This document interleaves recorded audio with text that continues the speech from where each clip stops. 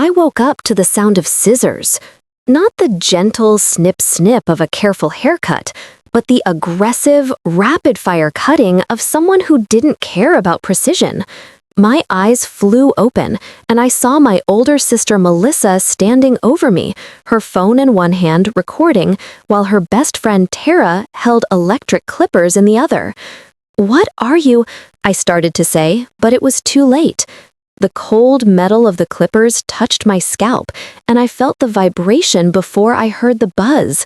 A chunk of my dark brown hair, the hair I'd been growing for 3 years, fell onto my pillow.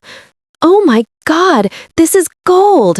Melissa shrieked with laughter, holding her phone steady. "Keep going, Tara." I tried to jump up, but Melissa's boyfriend Derek was holding my shoulders down. I was 16, skinny, and completely overpowered. Tears started streaming down my face as I felt more hair fall away. "Please stop, stop," I screamed, but they were laughing too hard to care. "This is what you get for telling Mom about the party," Melissa hissed, pressing my shoulder harder. "You little snitch." The party. The one where Melissa had gotten so drunk she could barely stand, where I'd found her passed out on the bathroom floor and called our mom because I was scared. That party. This was my punishment. Make sure you're subscribed to the channel and see it through to the end. We're always curious. Where in the world are you all watching from today? Let us know in the comments. When they finally let me up, I ran to the mirror. My reflection made me want to vomit. Patches of hair remained in some places, while others were shaved down to the scalp. I looked like someone had attacked me with lawn equipment. It was grotesque, uneven, humiliating. But the worst part? Melissa had already posted the video to her Instagram story. Her phone was buzzing non-stop with notifications.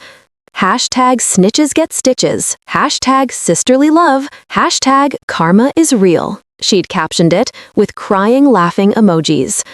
By the time I got to school on Monday with my head completely shaved, the only way to fix the disaster, the video had been shared over 3,000 times.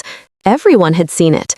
The video of me crying, begging them to stop, looking absolutely pathetic. "Nice cut, Baldy," someone yelled in the hallway. "Did you join the Marines?" another voice called out. Even people who'd never spoken to me before felt entitled to comment, to laugh, to point.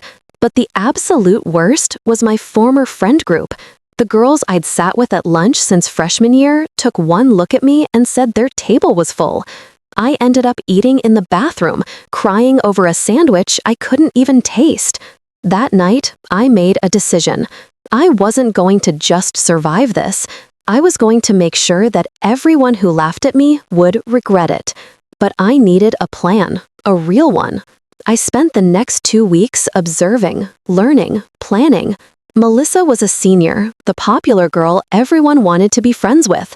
She was beautiful, charismatic, and completely convinced that she was untouchable. She'd been accepted to State University on a partial cheer scholarship and spent most of her time reminding everyone about it.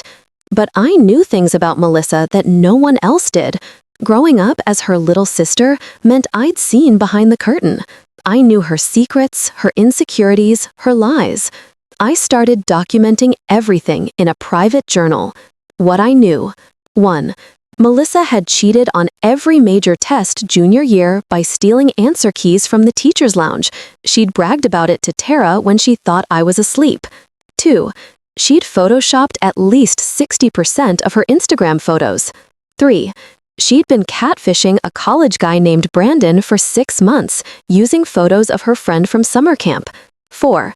She'd lied about her community service hours for college applications. She'd forged the signatures. 5. She'd stolen merchandise from her job at Sephora multiple times. But I couldn't just expose her randomly. That would look petty, like a little sister trying to get back at her. I needed this to look natural, inevitable, like karma had simply caught up with her. I needed to become someone different, someone strategic. So I started small. First, I shaved my head completely and leaned into it. I bought silver hoop earrings, started wearing bold makeup, and completely changed my style. If people were going to stare anyway, I'd give them something worth staring at. Within a week, 3 girls asked where I got my earrings. Within 2 weeks, someone called my look edgy and cool. The bald look was becoming my brand, not my shame. Second, I got strategic about social media. I created a Finsta, a fake Instagram account, under the name Northside_Truths with an anonymous avatar. The bio read, "The tea you need to know. T. DM me your secrets." I started posting harmless gossip first, things everyone already kind of knew. Mr. Peterson is definitely dating Miss Chen, or the vending machine on the second floor gives you 2 snacks if you hit it right. I built up 200 followers in 3 days. By the end of week 1, I had 800. People started DMing me constantly with gossip. I was becoming a central hub of information. Third, I befriended the outcasts, the people Melissa and her friends had hurt or ignored. I sat with different groups at lunch, asked questions, listened to their stories. I learned that Melissa's cruelty wasn't unique to me. She'd left a trail of burned bridges and bitter enemies. One girl, Hannah, told me that Melissa had spread a rumor that Hannah had an STD, completely destroying her reputation. Another guy, Marco, said Melissa had gotten him suspended by blaming him for vandalism she'd actually committed. I was building an army without anyone realizing it. 3 weeks after the head-shaving incident, I made my first move. Remember Brandon, the college guy Melissa was catfishing? I'd found their entire message history on her laptop. She'd been pretending to be Savannah, using photos of her friend from camp, and had convinced this poor guy they were in a long-distance relationship. I created a fake email account and sent Brandon a carefully worded message. "Hey, I don't know how to tell you this, but I'm friends with the girl whose photos Savannah has been using. Her name is actually Rebecca Chen, and she has no idea someone's been using her pictures. I think you're being catfish. Here are her real social media accounts so you can see for yourself." I attached Rebecca's real Instagram handle. 2 days later, Brandon had figured everything out. He commented on one of Melissa's posts, "Really? You couldn't even use your own face? Psycho." Melissa's friends started asking questions. She denied it at first, but Brandon had receipts. He posted screenshots of their conversations alongside Rebecca's photos, then Melissa's real Instagram, showing they were completely different people. The comments were brutal. "Catfish behavior is insane. Why would you do this? This is actually so sad." Melissa deleted the post and went private, but the damage was done. Her untouchable status had its first crack. But I wasn't done. Not even close. A week later, I posted on Northside Truths, "Someone at this school has been stealing answer keys and cheating on tests for over a year. Teachers are investigating."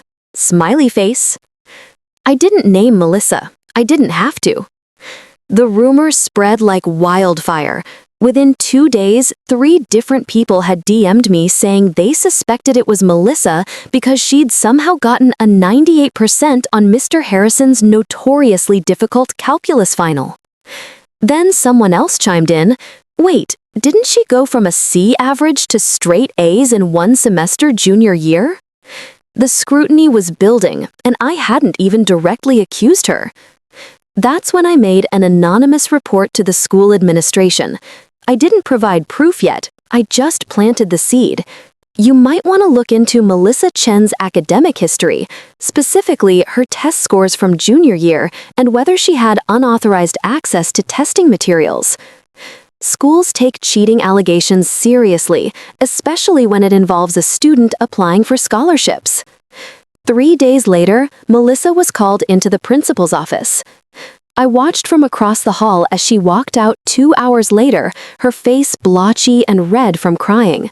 Tara was waiting for her, and I overheard Melissa say, "They're investigating. They're actually investigating." Her cheer scholarship was under review pending the investigation. The next crack appeared on its own.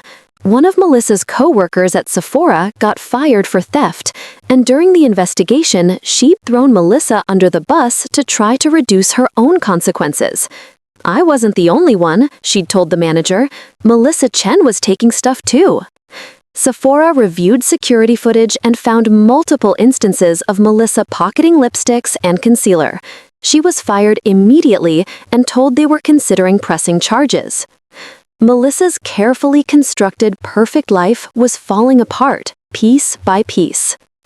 By now, it was mid-November. The original head-shaving video had mostly died down, but everyone remembered it. I'd transformed from that bald girl into someone people actually respected. I'd started a school podcast about overcoming bullying and had over 500 regular listeners. But Melissa? She'd gone from the girl everyone wanted to be to the girl everyone whispered about. Her scholarship was revoked after the school confirmed she'd cheated on at least 4 major exams. Her acceptance to State University was under review. She'd lost her job. The catfishing incident had made her a joke. And then I made my final move. I'd collected everything, every receipt, every screenshot, every piece of evidence. I created a video for my podcast titled "The Girl Who Shaved My Head, a Case Study in Karma." I didn't name Melissa directly, but I didn't have to. Anyone who'd seen the original video knew exactly who I was talking about.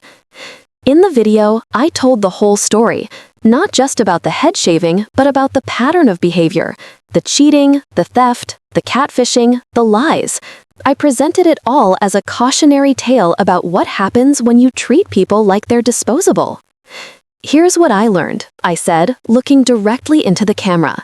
Cruel people don't get away with it forever. Maybe not today, maybe not tomorrow, but eventually the truth catches up. Every person you hurt, every bridge you burn, every lie you tell, it all adds up. And when it collapses all at once. I ended with, "To the girl who shaved my head while your friends laughed and recorded it, I hope it was worth it. Because while you were busy trying to humiliate me, I was busy becoming someone I'm actually proud of. And you're just becoming exactly what you always were, someone who peaked in high school." The video went viral, not just at school, actually viral. 50,000 views in the first day, 200,000 by the end of the week. News outlets picked it up. Teen turned bullying incident into powerful message about karma and self-worth. BuzzFeed ran an article, "This girl's revenge story is the ultimate glow-up." People from other schools, other states, even other countries started commenting with their own stories of overcoming bullies. Melissa's life became unbearable in a way I hadn't even planned. State University rescinded her admission after the video went viral and they investigated further. The community service hours she'd lied about, that was fraud on her college application. The scholarship money she'd already received, she had to pay it back. But the worst part for her was the isolation.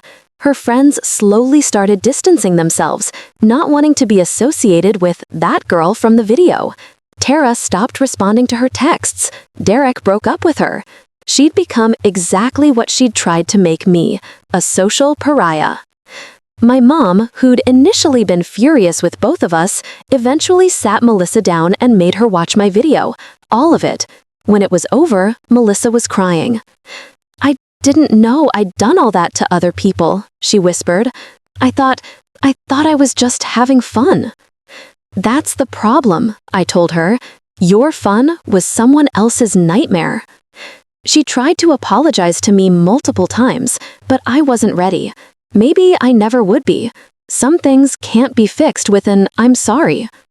As for me, my podcast grew to 10,000 regular listeners. I started getting invited to speak at schools about bullying and resilience. A literary agent reached out about potentially turning my story into a book.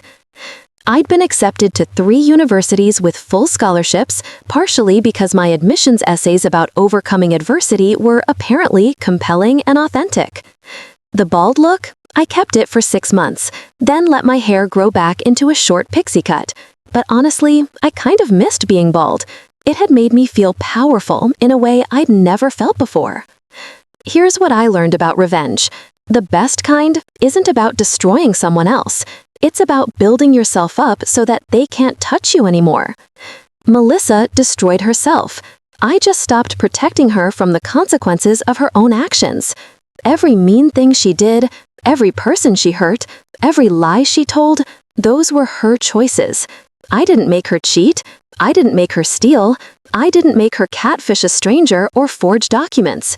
I just stopped keeping her secrets. The real revenge was this. While she was busy trying to humiliate me, I was becoming the person I was always meant to be. Someone stronger, someone kinder, someone who knew their worth wasn't determined by hair or popularity or the approval of cruel people. 6 months after the head shaving incident, I ran into Melissa at the grocery store. She'd gained weight, looked tired, and was wearing a community college sweatshirt. She'd enrolled there after State University rejected her. She saw me and immediately looked away, but I walked up to her. "Hey," I said. She turned, surprised. "Hey." We stood there awkwardly for a moment. "I'm sorry," she finally said, "for everything. I know it doesn't fix anything, but I am. I've been in therapy and I'm trying to understand why I was so awful." I nodded. "I hope you figure it out." "You look good," she added quietly. "I saw your podcast. You're doing really well." "I am," I agreed. "I hope you get there too, eventually." And I meant it. Not because I'd forgiven her completely, I'm not sure I ever will, but because holding on to hate was exhausting. She'd already lost everything that mattered to her. What more did I need? It's been a year since Melissa shaved my head. I'm a senior now, preparing to attend university on a full scholarship. My podcast has 50,000 subscribers. I've spoken at 12 schools about bullying, resilience, and the power of owning your story. Melissa is still at community college. We don't talk, but I hear she's doing okay. She volunteers at an anti-bullying organization now, which is ironic but maybe necessary for her healing. Sometimes people ask me if I regret what I did, if exposing her was too far. My answer is always the same. I didn't expose her. I just stopped hiding who she really was. There's a difference. She chose to cheat. She chose to steal. She chose to hurt people. I just chose to stop carrying her secrets. The real revenge was this. While she was busy trying to humiliate me, I was becoming the person I was always meant to be. Someone stronger, someone kinder, someone who knew their worth wasn't determined by hair or popularity or the approval of cruel people. 6 months after the head shaving incident, I ran into Melissa at the grocery store. She'd gained weight, looked tired, and was wearing a community college sweatshirt. She'd enrolled there after State University rejected her. She saw me and immediately looked away, but I walked up to her. "Hey," I said. She turned, surprised. "Hey." We stood there awkwardly for a moment. "I'm sorry," she finally said, "for everything. I know it doesn't fix anything, but I am. I've been in therapy and I'm trying to understand why I was so awful." I nodded. "I hope you figure it out." "You look good," she added quietly. "I saw your podcast. You're doing really well." "I am," I agreed. "I hope you get there too, eventually." And I meant it. Not because I'd forgiven her completely, I'm not sure I ever will, but because holding on to hate was exhausting. She'd already lost everything that mattered to her. What more did I need? It's been a year since Melissa shaved my head. I'm a senior now, preparing to attend university on a full scholarship. My podcast has 50,000 subscribers. I've spoken at 12 schools about bullying, resilience, and the power of owning your story. Melissa is still at community college. We don't talk, but I hear she's doing okay. She volunteers at an anti-bullying organization now, which is ironic, but maybe necessary for her healing. Sometimes people ask me if I regret what I did, if exposing her was too far. My answer is always the same. I didn't expose her. I just stopped hiding who she really was. There's a difference. She chose to cheat. She chose to steal. She chose to hurt people. I just chose to stop carrying her secrets. The video of her shaving my head is still out there on the internet, floating around forever, but so is my response, my story, my refusal to stay a victim. And honestly, I wouldn't change a thing. They laughed when my sister shaved my head. They thought I was broken. They thought I was defeated. They were wrong. I didn't just survive. I became someone I'm actually proud of. And that's the best revenge of all. Living well, living authentically, and refusing to let cruel people write your story. My hair grew back. My confidence grew stronger. And my life, it's just beginning.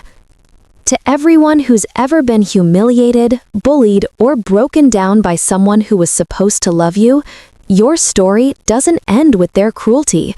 It begins when you decide to rise anyway. If you enjoy the story, kindly like, comment, and subscribe for more shocking, interesting stories. Thanks for watching.